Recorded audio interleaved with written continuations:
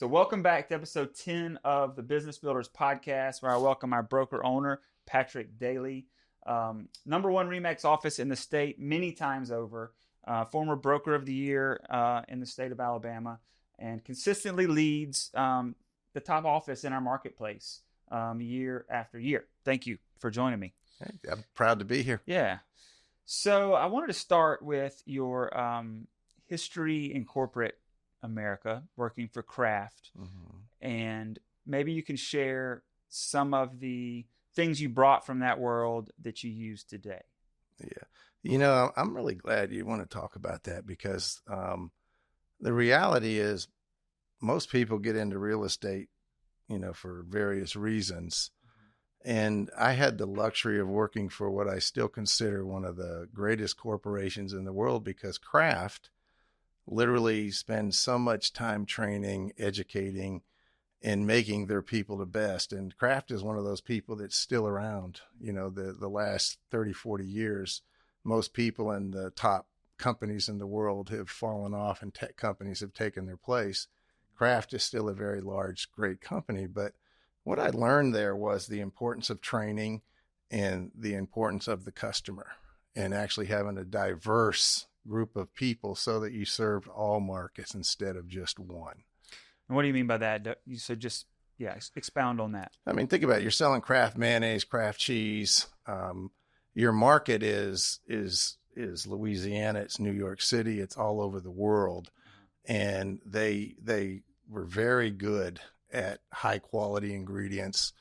To this day, I still buy Kraft mayonnaise. I still buy Kraft cheese, the little singles. I still think, I'm not giving a plug to them, they still make the best tartar sauce because they put capers in it. I can literally, because of the training, go through how much soybean oil they have versus their competitors. That you were very, very prepared when you were selling their products. So you were in sales there? Absolutely. So you're talking about a diverse group of salespeople, the entire organization. It's interesting. I started in sales, actually customer service, moved into sales, became a district sales manager, then became VP of sales, and then I became president for 4 years out of Charlotte, North Carolina, where I had P&L responsibility over about 350 people in 5 states. And why'd you move from that world to real estate? It's interesting. I've always been and you know this, I like when things are growing and expanding, and you can be innovative in what you do. Kraft sold out to an LBO firm, leveraged buyout firm, that kind of like Jack Welch Group, and became Alliant Food Service. And they were cutting back, downsizing, and basically going in the wrong direction. And I really struggled in an environment like this. I was taking people out based on a scatterboard of economics based on whether someone had specific things or not. And I always ran the company on an ABC player, and I always did these management appraisal performance reviews. And the reality was my A players were always secure. Those were the people that were the best leaders in the organization. And I was actually having to take people out. So what do you mean take people out? Corporate America is a brutal world. When they're downsizing, it's not necessarily looking at your performance anymore. Firing them? Yeah, okay. Firing them, offering them a package and moving them on. Taking them out. All right, and that was not something that sat well with me. Okay. So I was offered a package, took it, and never looked back. So what do you use today in your real estate brokerage business from those lessons? I had a conversation on an issue this morning, and it brings home exactly what we're talking about. We have a issue where there was agents that had some issues with what they were supposed to do and this and that. And I mentioned to this broker, because she mentioned that we have to train agents. And I said, well, I still train agents every Tuesday morning and every Thursday morning. And I'm a broker of the largest RE/MAX in the state of Alabama. And I wish everybody else took the same approach to making sure their agents were prepared for the market. Right. And I got no response on the other end when I talked to her. Right. And I'm not saying it's right or wrong, but my commitment to training is what's got me where I'm at now, being prepared for people and growth and success. So commitment to training. Absolutely. Over and over and over. Absolutely. Commitment to your personal self, your Yeah. 5 circles, to make sure your family's good, your faith is good, your personal, all these things. So when you first bought the franchise 15 years ago? About 20 years ago. Yeah. God, it's getting... What were some of the early challenges? My hair was your color, so it was easier. You know, the early challenges were, as I bought an office, and there was 2 offices and 2 brokers, and I had only been in real estate 2 years, and you know, they divvied up the agents between the RE/MAX offices, and I think supposed to get about 38, 39 agents. Mm-hmm. And after the split, I ended up with 26. And so the numbers didn't start off as spectacular as they could have been, because you buy a business and then you have an expectation on return, but it actually worked out really, really well. No one knew who I was within the organization. I was secluded in a Kraft Farms office. The owner at that time had recognized that my background was actually very good for the position, because I had a lot of business expertise that a lot of people in the business don't have, and especially on the financial side of a P&L, which is real important in real estate. Mm-hmm. So how'd you start to grow in those early stages? Like, what were the first things you did?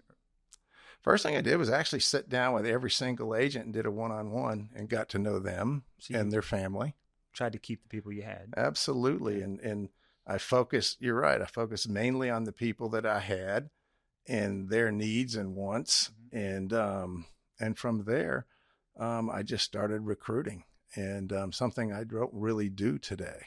I'm probably one of the only broker owners in the state that doesn't have a recruiting plan that he or she challenges themselves with every day to grow their company. We've been able to grow naturally because we've built a model that people are attracted to. I believe in the laws of attraction versus the laws of chasing. Mm-hmm. And my approach has always been that if you work for one of my competitors and you love your broker and you're happy there, then you need to stay there. Right. And I live by that.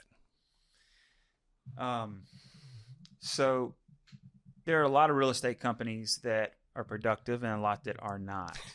So what do you think are some keys to having a culture of productivity? You know, I like to use very current examples and stories, and I did training this morning, and we are so far ahead of what's happening in the industry right now with all these commission lawsuits and what we're going to do organizationally based on what's happening in the business and how we're going to not only survive, but thrive and increase our businesses.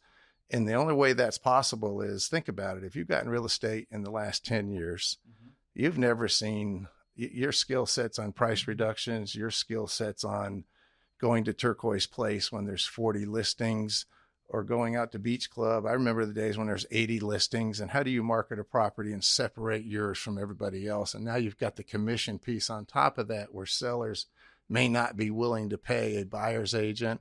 I'm not going to give everybody the secrets here, but we're so ready I'm fired up about the changes. Right. I don't look, world changes, mm-hmm. and you have to take a positive attitude. You got to go into it. And there is a little bit of reckless abandon, but I'd much rather be prepared than what I'm seeing a lot of people just waiting and seeing what happens. Wait and see. And experience. Think about the experience in our building, Dusty, that have been through normal markets and down markets. Mm-hmm. And I don't know the exact stat, but about 70% of the real estate right now have never seen this, real estate agents. Mm-hmm. So that experience is key right now, because you've got people in the building that can help guide you through it. And there's just so much stuff going on. See, I look at this as my little sandbox. It's going to be fun to play in. I agree. Yeah, absolutely. So you are a optimist, to say the least. Oh, yeah. What do you think that's about? Is that natural, or do you got to work on that? I'm not one that really likes to go into the past or look backwards, but I was one of those guys that grew up in a mobile home, and everything I've earned in my life has been the help and support of other people and hard work and time and energy. And my story is different than most, and when you come up the way I did, it makes you feel an appreciation for what you do. And it makes more than anything for me right now is I get this appreciation to help others. And, I can be 100% transparent. I'm not at the point in my career where I need to work a lot and generate a ton of income. And that's not hard. It's hard to say online because I still love listing, selling, and doing real estate. Right. But my joy actually comes from helping people be successful within our office and watching them change their lives. Right. And it's extremely important to me.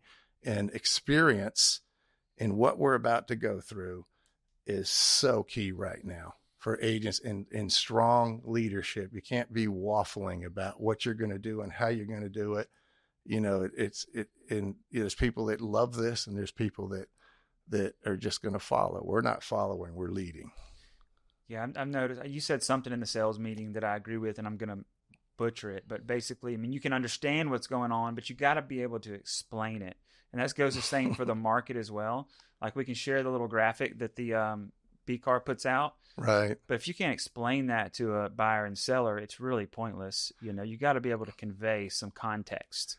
Absolutely. And let's put it this way. Let's say you read the talking points that VCAR puts out, which are great. It is good. And I'm not down in them. But if you're now meeting with a buyer and you're trying to let them know your skills and your value, what's different about you than the other 3,000 agents in Baldwin County? And if you don't have that value proposition or value and you can't convey it to that buyer, why are they going to pay you to go do business and go help them buy a home? Right. You'll become a commodity and a cheap commodity, and you'll fall by the wayside if you can't answer that question. To be clear to the audience, sellers are still going to be able to pay buyer agent commissions. Absolutely. So that's and a whole we actually episode. believe I actually believe they still will. I do too. If they want their property sold. Yeah. But there's a lot of buyers out there that read the news and they do this, and there's going to be an education process like you just did, right, to get them to understand that there are a lot of people that will still be paying a buyer's agent commissions. Most, I think. But we'll see. We'll see, and we don't know how that's going to be, but we're going to be prepared. 100%. Yeah. The consumer might sell 2 or 3 houses a year, right? And they're not always plugged into brands of real estate and they're, so with so many offices opening, cloud brokerages, some brick and mortar, how can you win, in such a crowded environment? I think that the culture of an organization is something people don't talk about much. And I'll give you an example of it. We had a training today and it was about looking at your mid-year goals, because we're coming up on our mid-year goals, and resetting your expectations and not giving up on your goal, but setting very simple strategic plans individually so that you can actually achieve your goal. Okay. And still have a life and all the kind of the task and stuff to do this. And I had 9-10 people in there, and I don't even know how many online, and I'll go back online tomorrow and I'll have 60 to 70 agents that have viewed this training online because we just started this after COVID. But I have no space left in my office right now. And I don't recruit. Most offices are trying to figure out how to get people in there. Our office is an office of collaboration. You can go in there and there's people that will literally sit down and help you get started if you need to get, you say you got lazy because the market, lazy's not a lot. Let's just say you didn't do your job. Complacency's killing a lot of agents right now. You got complacent in your job and you didn't keep up with your database on people that you've served that already know your service. And you may have gotten rusty on how those calls go. There's always people in there that you can sit down and I had one actually come in and role play me yesterday for an hour and a half in my office because I've decided that I haven't circle prospected for 5 to 10 years. But I'm seeing this complacency set in, and agents, because business was kind of easier, as the leader at the top, I've got 2 things. I'm going to start circle prospecting. I'm going to make the calls. I'm actually going to have training sessions, do the calls in front of the agents so they can see that you don't, your arm doesn't fall off doing this, and it doesn't matter if somebody causes you or cusses you or whatever you do. And I'm going to lead through this by example.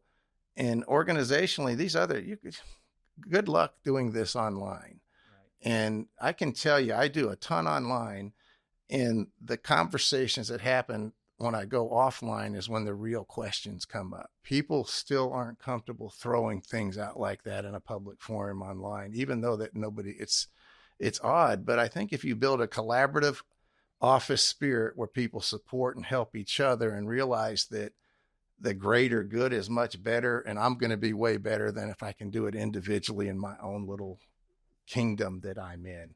There's got to be an openness and mindset. And these online companies, look at the average transactions per agent. We're well up at 14, 15 average transactions nationally as RE/MAX.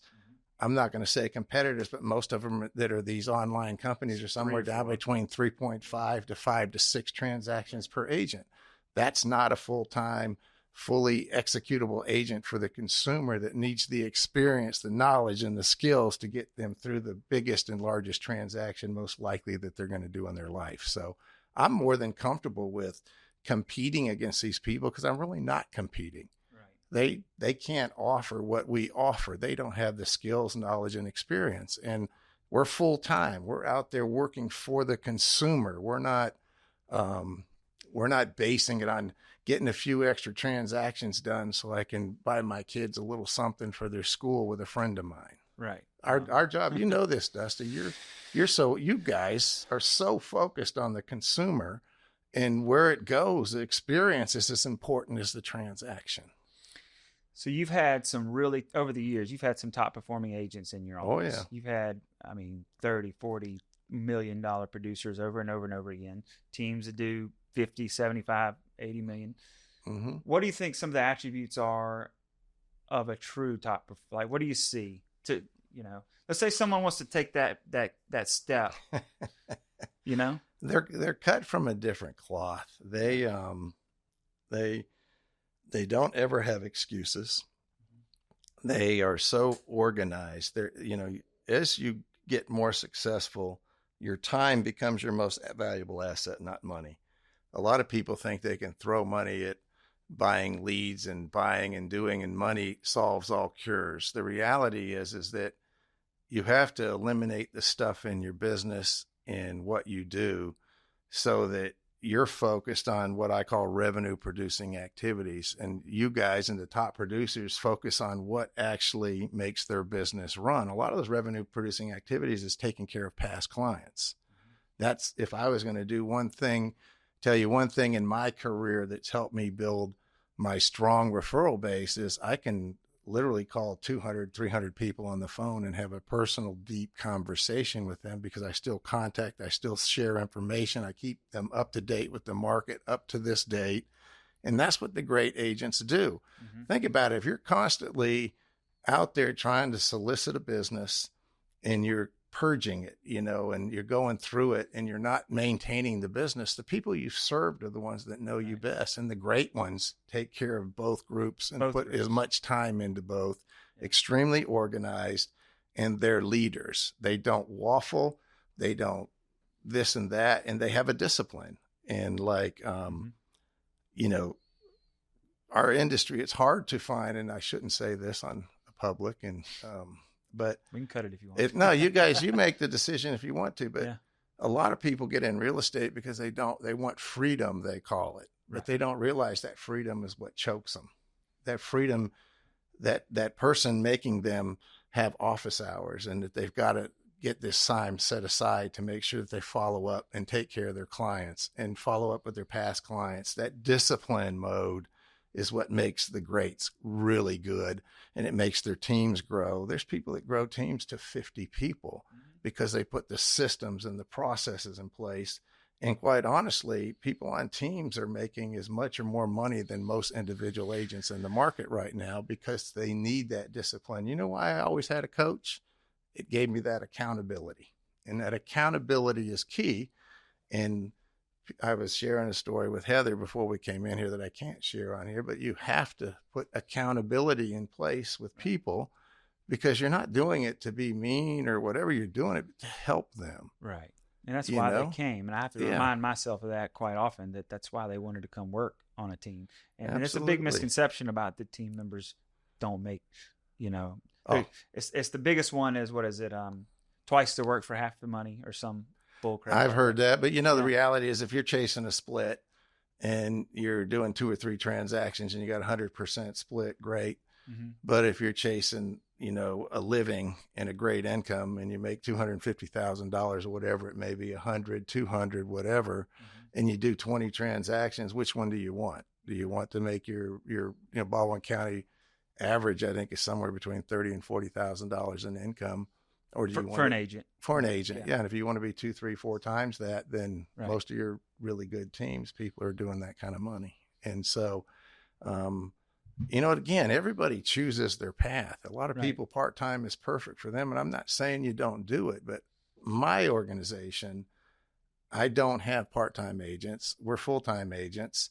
And we have a production standard, and that's what's helped us get and maintain where we're at. And Right. Very few organizations in real estate have a production standard. It's just, I don't have a production standard. I do need it because I want to make sure we're profitable, Mm-hmm. but I also want people that work in this organization to maintain a great level of living for their family so they can go out and give back to their community and be part of things and live a great life. Isn't that why we all do this? Yep. It is. Yeah. And to use our skills that were given to us by our creator, Absolutely. I don't want to waste those. Absolutely.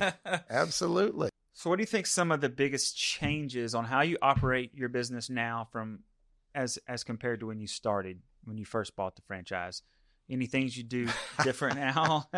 Oh my gosh, this is almost embarrassing, but when I bought the franchise, I would try to train, and I'll be honest, I had business skills, Right. but as a new broker, I had really no real broker skills. I had mentors that I could call, like an agent like if you called me, Dusty, and said, "Hey, I got this problem," Right.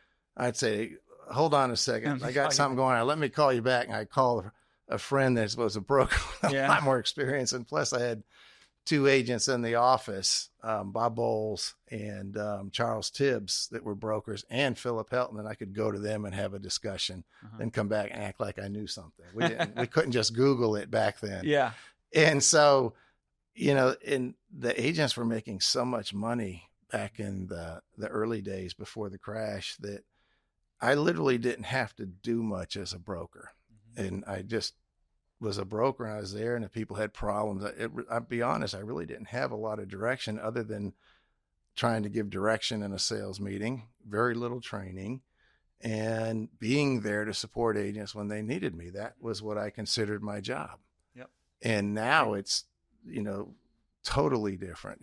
I'm committed to training. I'm committed to leading. I'm committed to making sure that we're ahead of everybody else in the market on our direction and what we're doing. So I don't like the idea of following other people. I like to see competition in the rearview mirror. And I don't mean it arrogantly. It's just what's built in me. If there's somebody doing it better, I'm going to chase them and pass them.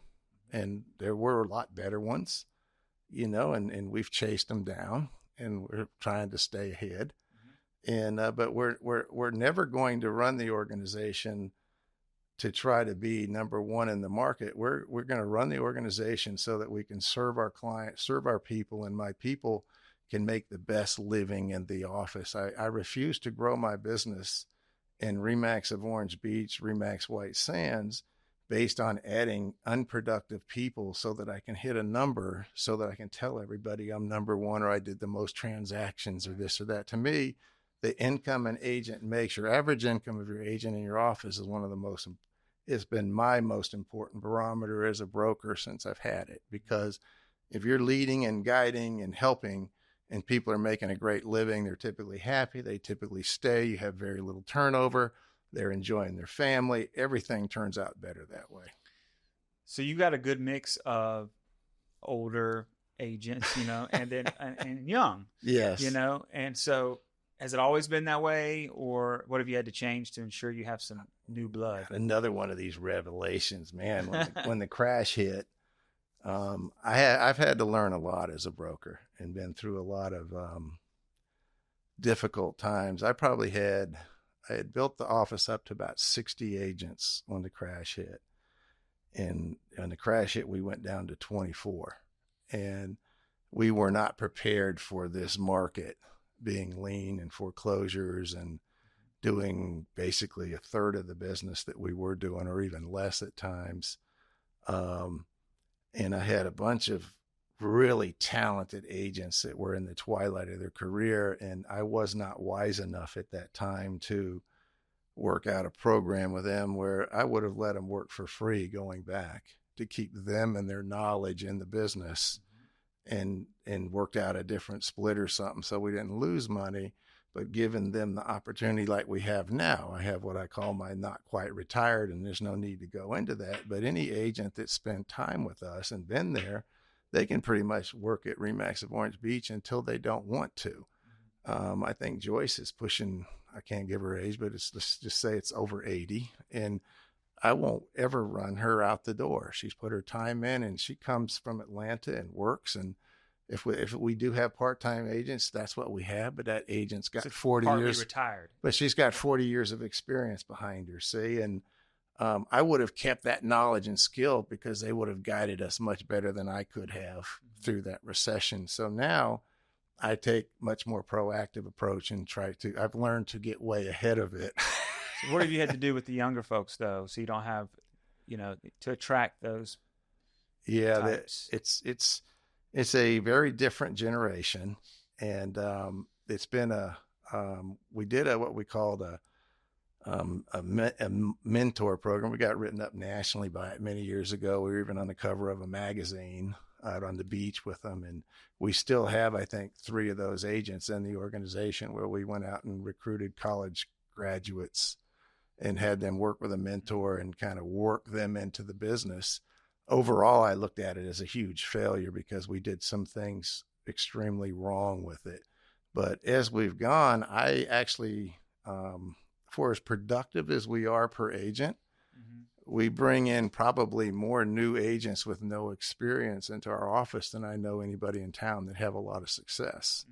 And the reason they're successful is because of those groups of people around them that's very diversified and very supportive. And we've got a couple of them now that are blowing my mind. They're like sponges, and they're just totally, you read things in the news, and we all, when we were kids, they all thought our generation was going to hell in a handbag, and we all feel like this. But the reality is we've got some extremely talented youth, and they're actually attracted to the experience, the knowledge, the real training, right, and the real openness.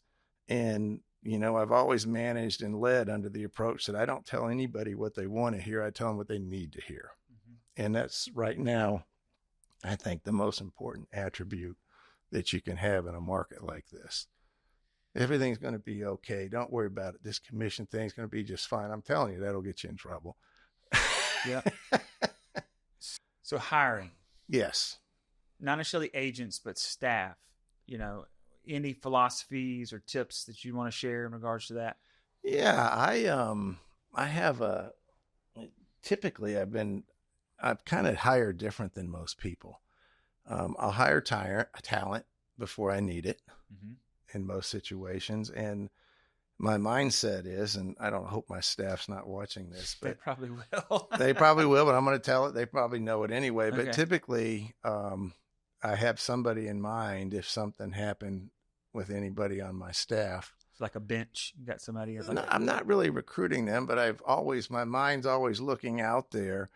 And if the worst case scenario happened, I have somebody or a couple of people in mind that I think could potentially, I typically don't get caught going, what the heck am I going to do now? Right. Okay. And it's very difficult to work for someone like myself because we have a large company.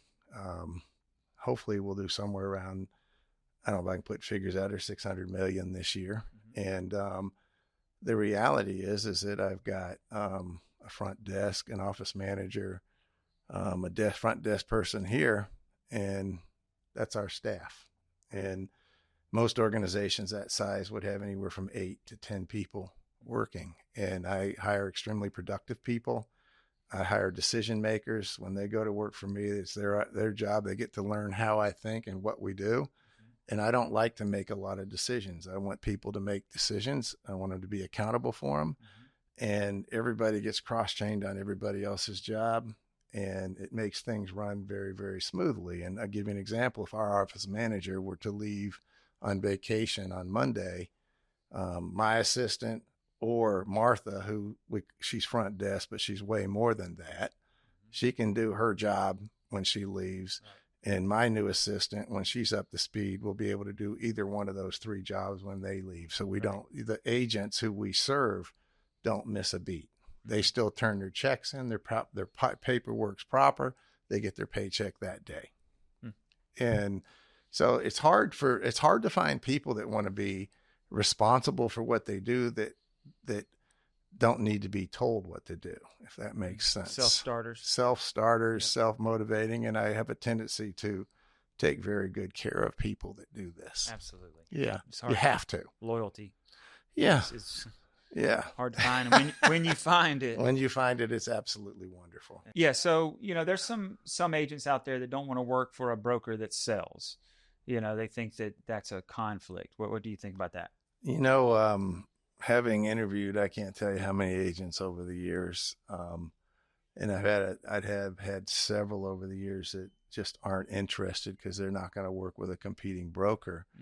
And I personally see that as very short-sighted thinking, and it tells you about somebody, quite honestly. I mean, you got 3,000 plus agents and you're worried about one.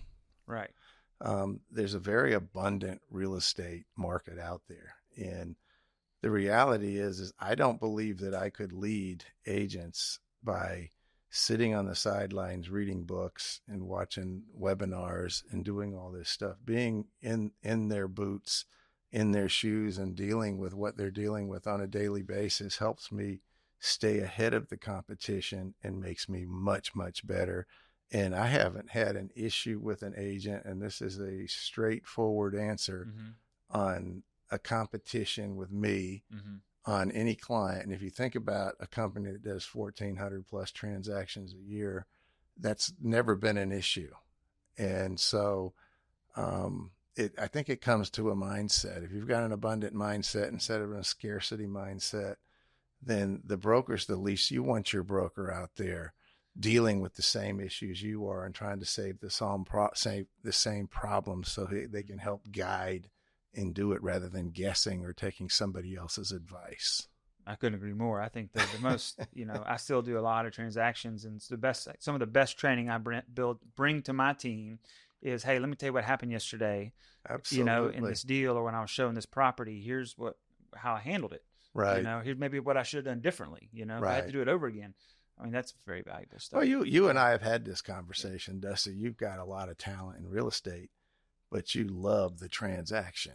I do. You love the art of the game. You love dealing with the client. You love the feel of after it's over, of everybody's happy and this guy's got a new home. This guy sold their home, and there's a fulfillment. And see, a lot of people in our business don't get that. And I think that's what hinders. This is not easy. It's work in real estate.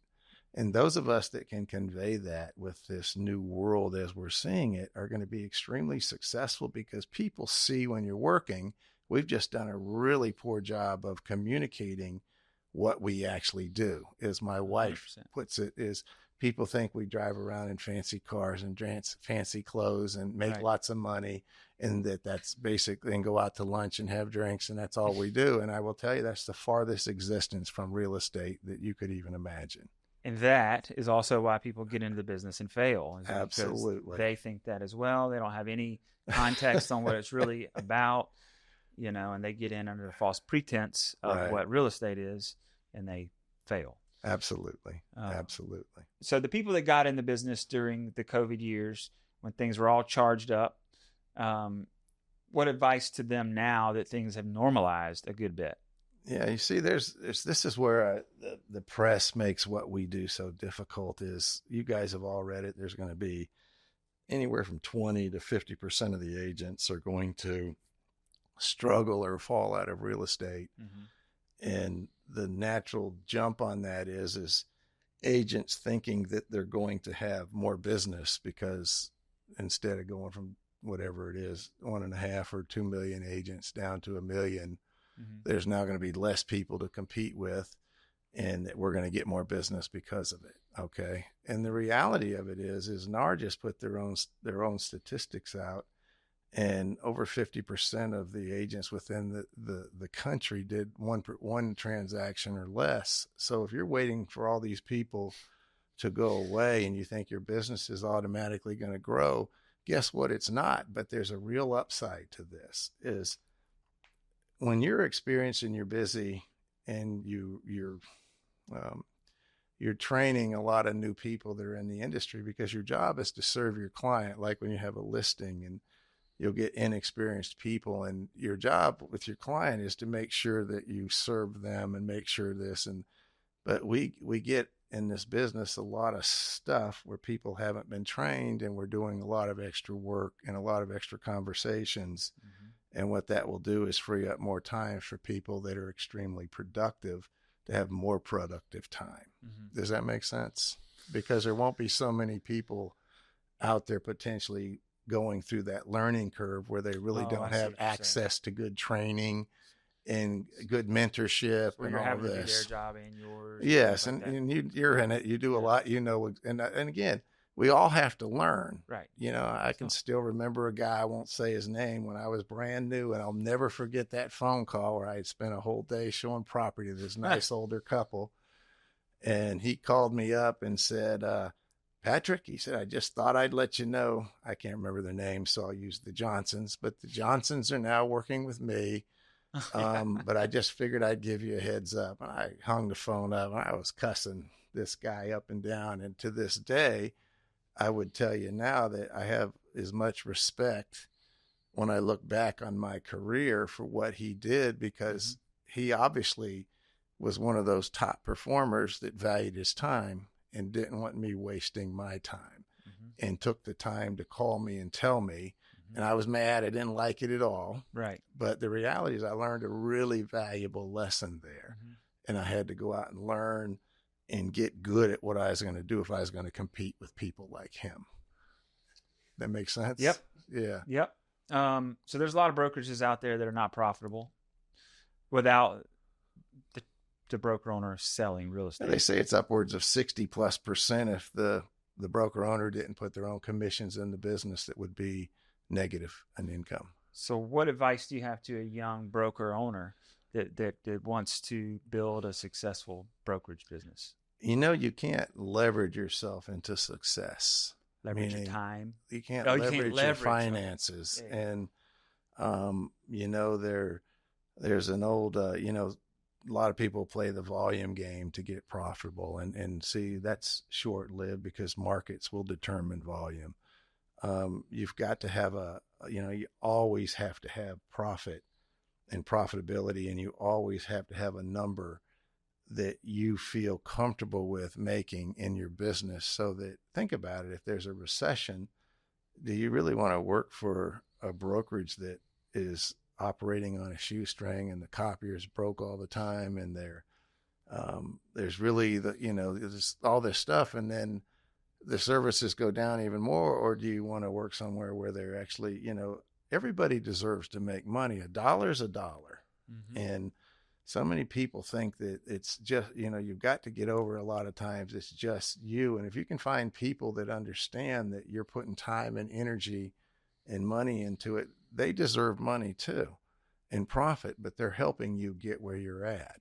And, but you have to have your eye on profitability, and you can't make decisions on you obviously have to make gut instincts, but you've got to know your numbers, and you've got to know your expenses, and you got to know where your opportunity is. And, again, the reason that we've been fortunate now that you're seeing a lot of consolidations going on in the industry right now, and I'm not going to say some, but I just read about one here a couple of months ago where they had gone from being about a $4 billion company down to a $2 billion company after this 2023. Mm-hmm. And they sold out.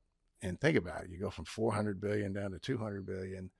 And my guess is that they hadn't really changed a lot of things Mm-hmm. when that downturn hit. And they probably didn't get the money that they deserved to when they did it. Right. But if you run a model that prepares you for, regardless of what that happens, to survive it, Mm-hmm. I'll be honest, I barely survived the crunch from 2007 in that, Mm-hmm. because I was always a saver, but I never expected a 8 to 10 year recession, Right. you know. Um, and you saw, and I'm proud of Remax on this, most companies consolidated and got down into one office where they had 5 or 6, did the right decisions, but Mm-hmm. we all survived, thrived, and got through it and didn't consolidate anything. And my point is that if you run a business right financially, everybody that works there needs to understand this also. Mm-hmm. And that's why I never really, if somebody's looking for a cheap place to work, the conversation on an interview typically goes really short. Because if they're chasing a rate or a fee, but they're not chasing success or getting to a certain level of income in life, then I can't really work with that. Right. Because everything's the same for everybody. You're big on balance, or you're big on enjoying your life through the process. Absolutely. And so maybe just talk on that a little bit, because you've had to try to get me to slow down a few times. Yeah, the good Lord doesn't promise anybody tomorrow. Yeah. And we all see the tragedy of things that happen in life. And the reality is that money and success and all these things are wonderful, but if you can't enjoy them with your family, and it causes you health problems, and it causes you to become a drug addict or an alcoholic or things along those lines, what good is it? Right. What does it really achieve for you? And I've always had I'm probably I don't know any other brokers. I know a few, but I promote a minimum of 6 weeks vacation a year for a real estate agent. And I know a lot of people aren't going to like what I'm saying, but we deal with people, and Right. It's not an easy job. And we deal with their largest transaction most of them are doing in their life. And there's a lot of things that can go right and a lot of things that can go wrong out of our control. Mm-hmm. And if you don't take that time to refresh and recharge, as I look back, very few people can maintain a business over a long time. And if I was to take a piece of paper and write it down, I couldn't fill it up with the number of people that have been able to do that. And I believe that it's because they haven't balanced and they burn out, or they get mad at the public or things like that. So balance is absolutely key. And, I'm embarrassed to say the number of hours I work a week, given all the different ventures and things I have going on right now. But, I won't give up on my work hours as I've got on my work budget. It's staying where it's at, regardless of what I'm doing. Period. All right. So 22 years of experience at Remax, and then, whatever your couple more decades at Kraft. Is that right? What are the biggest lessons, or what would you tell a young entrepreneur who's just getting started, or maybe stuck? Sometimes you get stuck. The biggest thing is, and we all see it everywhere, is the fear of failure. And I have very, sometimes I call it too much risk tolerance. Some people would call it. But failure just makes you better. A lot of people, one of the biggest lessons I've learned in life with Kraft is that Kraft would train you, but they wouldn't do your job for you. They expected you to be trained, go out and do it, but they weren't going to do it for you. And in real estate, to relate to that, if you're constantly coaching in the mindset of telling people what to do and not to do so they don't have failure, then sometimes they're not nearly as strong or proficient of agents. I think that going out and bumping your nose and getting a bloody nose, and doing something wrong and learning from it is part of it. And sometimes, it hasn't been easy to get to where either of us have gotten in our life. We've had a ton of failures. We've made some mistakes, but we learn from them and we move on from them. And that's the key. But you always need to know what your goal is. You've got to have your vision, and you got to know when you get there so you can readjust to go forward. And the problem with that is, look at all the athletes that they have issues after they retire from football. They had great, like baseball, football, soccer.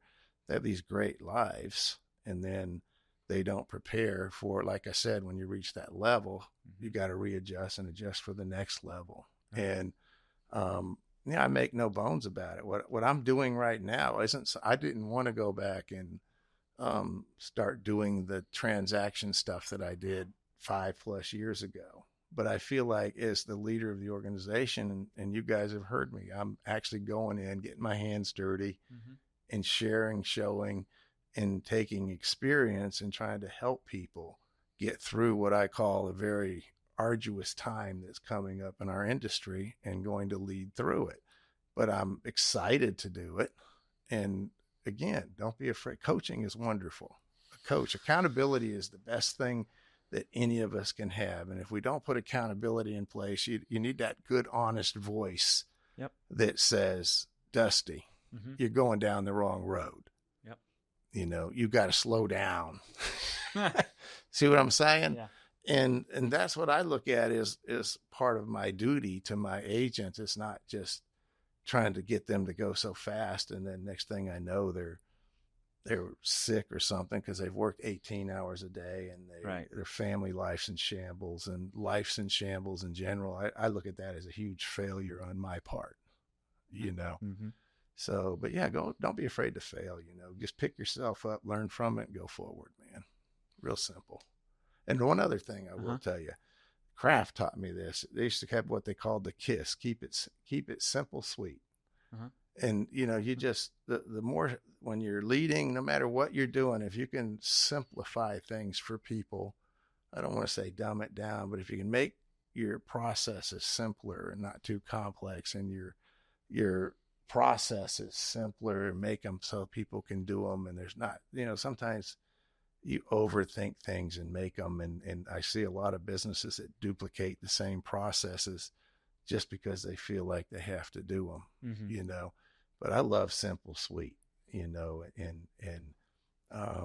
it allows, think about it. We have people in our building that I literally take a month off every year now, and the building runs and grows in the business when I'm gone.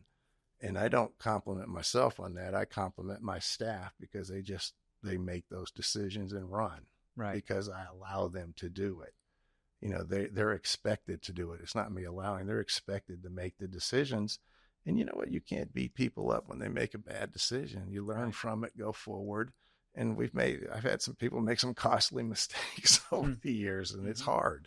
It's hard to do that. But I still believe that's what makes a business success, because you can get bogged down in all the minutia trying to get to success. And what you really need to be, you can't be streamlined and have, say your work week's 40 hours a week, and you want to stick to it so you can do those other things in life that's important to you.